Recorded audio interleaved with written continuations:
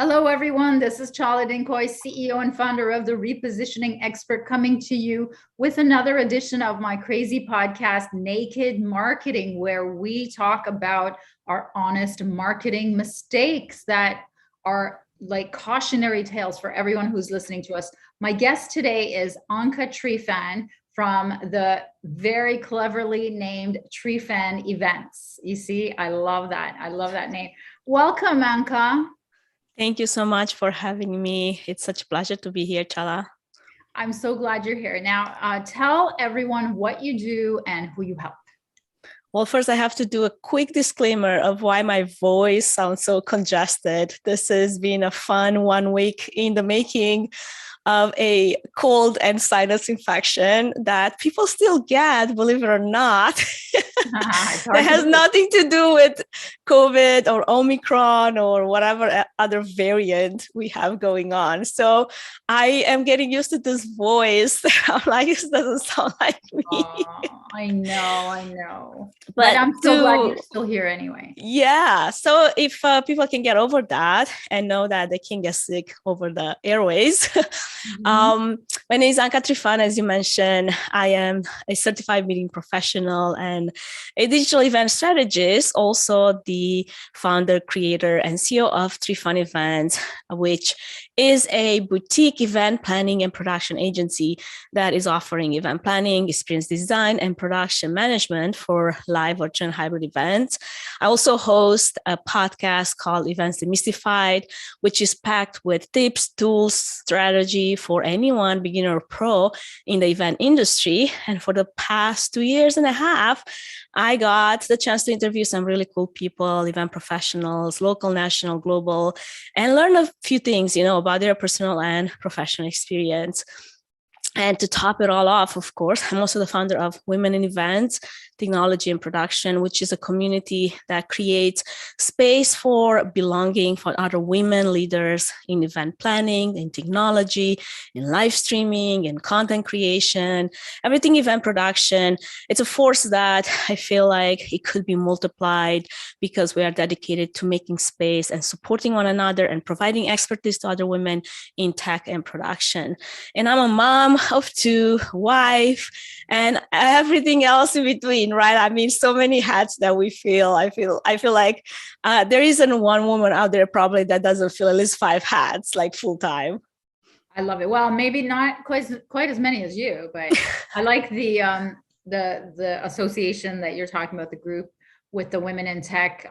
That's really great. So, I mean, I'm hearing from, because you know that I'm an elevator pitch expert, because I have another podcast called Polish My Pitch. So when I listen to your elevator pitch, I'm hearing some sort of repositioning into digital, and I'm loving it because I'm imagining that's happened. And I don't know if that you were genius enough to predict the pandemic and had positioned yourself as a digital event planner before, or whether that came as a result of the pandemic. So how did you navigate this pandemic as an event planner?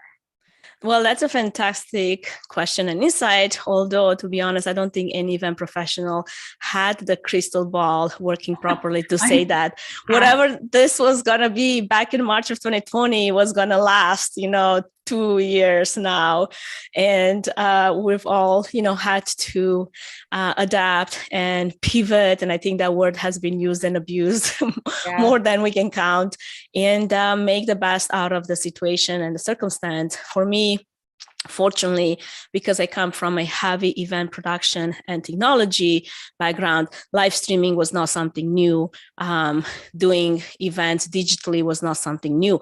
Not at the extent that we're doing them now, because there wasn't any need for it, but as an extension of the in-person event, especially for corporate accounts that were global and they couldn't get everyone in the same room, or for one reason or another, they wanted to provide that option as a live streaming option for their attendees. So to me, that wasn't oh my gosh, what am I going to do now?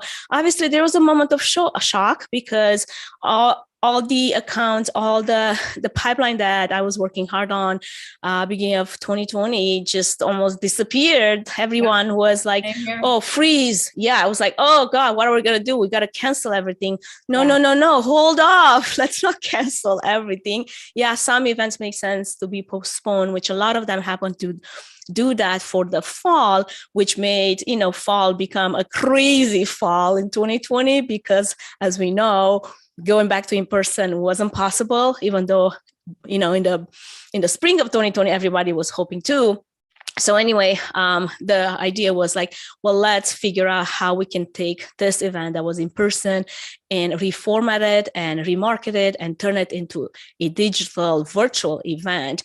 And I've done that for a lot of my nonprofit clients. I was very much involved in the nonprofit sector. And then 2021 came about to actually, delve more into the conference and meetings and association sector, which is a completely different ball game when it comes to events. Also, I think it's a little bit more easier for someone like me to deal with that, because you have recurring clients with multi-day events, and it's always good business. So this whole strategy really was a matter of like, from a marketing point of view, because we're, talking about some marketing strategies, was how can we reposition this event so that people that are now very disappointed that they can't attend it, but also aware of all the health risks, they still find it attractive and they still show up on screen, because that was the idea. If we're going to raise money for all these nonprofit organizations to support their mission and their vision, we need to get people on screen. But once we get them on screen, we also have to captivate them long enough to be able to do this, whatever, 45-minute, 1 hour, very focused programming, and get our ROI for that event, that we put on. So it was a lot of strategy and a lot of thinking into how we can make it, one, turn our clients into accepting this new breed of events, because many were not very open to the idea of changing things that they've always done in one way, or they only knew one way to do events, right? And then two, how do we turn the audience in our favor to come and show up? Because once you have the audience participating, then the client, they see the metrics, they see the data, all the analytics are there for a lot of the digital events. That's one of the biggest wins. I feel like a lot of the data was not there for in person, because it's like a leaky bucket. You can't really, in an in-person event, figure out where does this person go, how do they interact, how many people they connect with, like what's exactly the map when they are, at an in-person events, like how many times do they see this poster, like how many times do they interact with this, message, whatever. So for virtual events, that has been one of the biggest wins, because now we had an overview of how people interact with content, with sponsorships, with messaging, and marketing efforts are then more focused in one direction or another. And then obviously reach is a bigger, also big benefit of the in-person, of the virtual events, which the in-person events still had, but very limited to the capacity of whatever venue you were at or whatever resort you were at, right? So so that was one of the main focuses of 2020. And then I feel like right now we're refocusing ourselves into making hybrid attractive, because say by end of summer of 2021, we were 100% again sure, that crystal ball so faulty, that we were going to go to in person in the fall. Well, that didn't happen because we had Delta variant, we had now Omicron, right? So we're back to like, okay, even if we're in person in one capacity or another, based on where you are in the world and what restrictions you're faced with, and what, health conditions are around your area or your event, you might want to do a smaller in-person event with a larger reach for the digital event. So that's what we call a hybrid, right? Where you still have some people joining in person, and maybe they are more ready to take on that risk, whatever that looks like. I mean, I was ready and vaccinated 5 times, whatever, how many times it takes. I'm like, I want to go in person, I want to go in person. And I'm selling digital events, right? But still, I know how much the human interaction matters and how the face-to-face is important to our connections and our relationship building, and in just, the human interaction that we all starved for over the pandemic. So now it's more. Right? It's so unbelievable, the difference between in person. But like, so yeah, tell me about now. So tell me how you do your marketing now. Like, I know that's what you're doing. You're doing hybrid, but how do you actually get clients now in the post-pandemic? So one of my big strategies, because I am a content creator, aside from all the other things that I do, is using video as a means of marketing. And I'm talking about branded video that, even for organizations that hire me to do some of their content creation and elevate their brand with a lot of the graphics and the additional, sparkle that you add to a just regular Zoom meeting per se, right? I want to make sure that it represents their brand in the best way possible and is cohesive across all channels. It's formatted to the right channels, to the right length, and the messaging is focused. And you just you're using to get your own clients. You're using video. Sorry. Oh gosh. I'm sorry about that. Yes. Okay. Yes, I think video is a huge marketing strategy that a lot of people don't take enough advantage of. So it's amazing because it's quite passive, I find. Like, content is passive. So how are you using it to actually convert complete strangers? Of course, I'm getting a fit of coughing right now. Okay. The biggest actually lead generator for me is a video podcast that I do. One, I show my expertise because I talk about event technology and production and strategy and all the other things that make your event, whether that may be a virtual or a in-person or hybrid, a success. Some of the mistakes that I've done, or event planners that I get to interview, or event professionals that I get to interview have done. So don't repeat those mistakes, right? And by the fact that it's video, it's very branded to my brand, very branded to my guest brand as well. So it kind of like serves a two-way favor. Like, I represent my brand the best way, but I also represent my guest the best way. And then I cut and I chop like very short highlight reels from all my episodes. And I would constantly promote that on my channels consistently, because I think one of the things that has to happen is you have to be consistent in whatever efforts you're doing.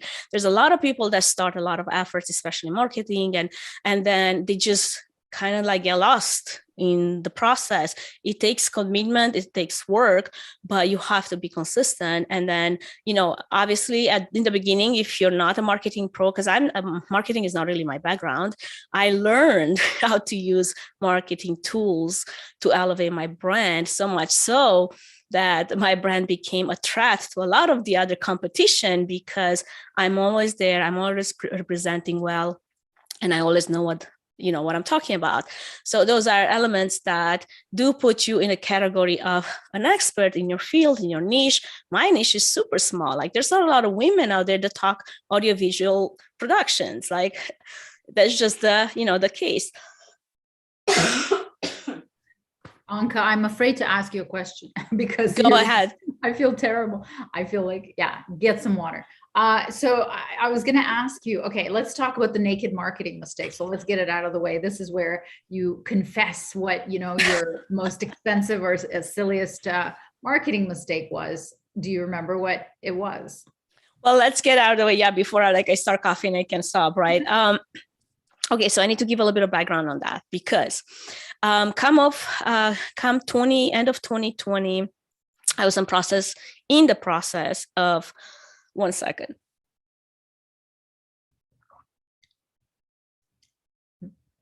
So come end of 2020, I was in the process of renegotiating some of the contracts that I had with a lot of clients, a lot of partners. And I did a lot of events, and I brought in a lot of leads to some of my partners, but then I didn't feel like I was getting paid at the rate that some of my male counterparts are and were. And this is a problem, a completely different topic for a different conversation, which is very much, you know, something that some of the females in my field feel like it's very real to them. Like they can bring all this expertise and all this experience, and then still, when it comes to, you know, the paycheck, you're like, why am I getting paid less? You know?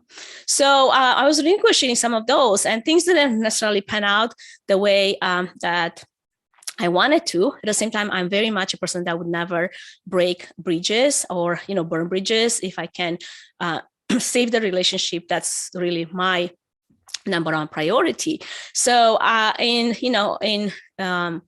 wanting to save the relationship with this particular partner, I said, okay, you know what? I'm going to leave behind 80% of the leads that I brought you. I'm not going to take any of them with me. However, if they come back to me, I'm not going to say no. It's going to be fair game. So that put me beginning of 2021 in a position where I was like, oh shit, I gotta like start hustling again, because here I am, you know, needing to feed myself one way or another. I need events. So also in the same sort of like the picture that I'm drawing here, I was very much working at a national level, had different things happening in different places. And I haven't necessarily had the need so much to be involved in my local community, because for the last 6 years, like prior to the pandemic, I was constantly traveling for events. I was constantly going, you know, every weekend I was somewhere else in a different place. So COVID in so many ways kind of brought me to the realization, man, I don't really have a lot of relationships here locally. There's a lot of things happening here, but I have not put time, because I didn't feel the need to invest in these relationships. So what can I do to actually, you know, fix some of that, to help that? So obviously I started, you know, meeting local event planners and trying to, you know, get into the community, to realize that this community is very small, it's very particular, it's very like, well, you're an outsider, you're not from here. There's a little bit of scarcity mindset happening as well. So there's a lot of things, you know, they're like piling up. So in my efforts to try to connect with the community, you know, I went on LinkedIn, I started reaching out to people, only to realize that that was perceived by some of my competition or some of the people in the field, in the industry that I'm in locally, as pestering efforts, as in you're trying too hard to gain access to some of those people that you didn't necessarily have a rapport with before, and you're an outsider. Like, why are you doing that? Now, in so many ways, I didn't feel like I was crossing any boundaries. I'm reaching out to people that I'm interested in meeting. And if there is like a common interest for them to meet me, they would say yes. They can always say no, right? So, but I was also, you know, as I am, when I want something, I go after it. I don't just like ask for permission. I might, you know, have to go and possibly apologize later, but I don't ask permission first. I'll just go and then if the door shuts. I mean, that's how we met. So I don't understand which part is a mistake. Like, prospecting on LinkedIn is the number one way that I get clients after the pandemic. So girl, I did not understand either. Like, there's 4 or 5 things that were like sort of like pointed to me as being bad things, and I'm like, in any other circumstance, those are good things. Like, why am I being the bad guy here? Mistake. Maybe the marketing mistake, Anca, is listening to naysayers about your marketing. Well, I think from my perspective, like looking back on the situation, I could have been a little bit more delicate, knowing certain intricacies in this market, right? In this particular market, maybe that works at a national level, like me going after a client from New York or high value, whatever client from, I don't know, like California, LA, that there's the expectation that, you know, you're going to initiate a conversation. You're not going to wait for them to come to you, you know. However, in a smaller, I guess, more community oriented market where everybody knows everybody and everything is kind of more of a word of mouth referral, to do that is perceived as aggressive. To do that is perceived as, well, you first need to be introduced by someone that knows you, that can vet for you before you can even send the message out to reach to the person. I'm like, well, I'm sorry, but I don't have that type of relationships where people don't know me from Adam. I moved into this community 6 years ago. I'm very much new, I don't agree. I don't agree at all with this being a mistake, because most of the time people don't even indicate where they're from on their profile. So you could be prospecting somebody next door, or you can be prospecting somebody in another part of the world. There's no such rule. But I guess what you're saying is that the people that you were reaching out to were already connected to your competitors. I guess that's the part that, yes, exactly, that I'm missing here. So that's why your competitors then took issue with you specifically targeting them. Okay. Exactly. So I mean, that is a completely different ballgame, but to me, it's still fair game because it's public information. Well, obviously for me, I mean, I saw it the same way, and I'm like, I'm trying to understand where did I do wrong by your standards, really. So I love that we're having this discussion, because I think we're both agreeing that I think it's a mistake in the sense that maybe knowing the community, I could have been more delicate in my approach. I could have gone slower. I could have maybe asked for an introduction from someone else to do the, third-party introduction, whatever. That's where I feel like I could have done a few things differently. I've learned obviously from this experience and how I would approach things in the future. But that's not necessarily true for all situations. Like, I still do the same type of outreach to some of my other clients, and I got lots of leads on LinkedIn by reaching out that way, because again, it's what everybody else does on LinkedIn. Obviously, you don't want to be pestering everybody with the message. Actually, when I do that, when I get those type of messages, I'm like, I'm so turned off, like right off the bat. But do a little bit of research, get to know the person, maybe comment on some of their content, like get to know them, like have something where it shows that you care to know who's behind that position that you're trying to reach to. And then you do have, the opportunity to have a conversation. I think the hardest thing is when I'm getting cold sold on things that I'm like, I don't even have the need for this. You didn't even actually pay attention to my profile to see what I'm doing, what I need.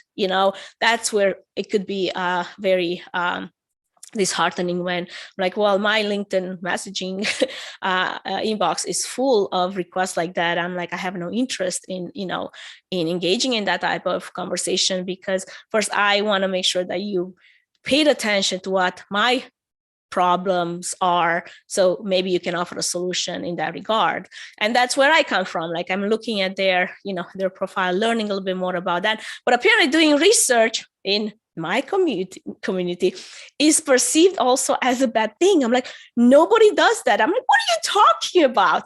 Everybody does that. Hello, did you know that Google is used for research? Like, people Google everyone, and people Google people because that's like how you get to know people in the digital world, So anyway, sure. Just, so what is your parting advice for marketing, really, to our audience?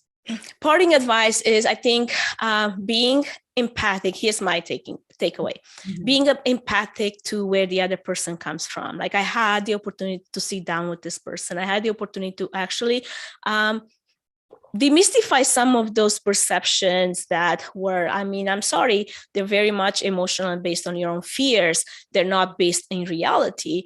And then taking some of that feedback and not necessarily taking what you think that you need to take and then leaving behind what you think like it's just let it fall off, because it's not what I do, what you think that I did. My intentions were pure. You perceived it a different way. That doesn't mean that I have to take that on, right? That's great advice. Don't take it personally, folks. That's Anca's advice there. That's really great. Anca, how do we reach you? How do people reach you? The best way is LinkedIn. Okay, perfect. That's good. Great. That's where I do most of my interactions. And the next best way is my website, Trifan Events. And that's where all the other social links are. That's where the podcast is, the blogs, all the conversations start from there. Wonderful. Thank you for being an amazing guest and sharing everything so honestly. Thank you for getting naked.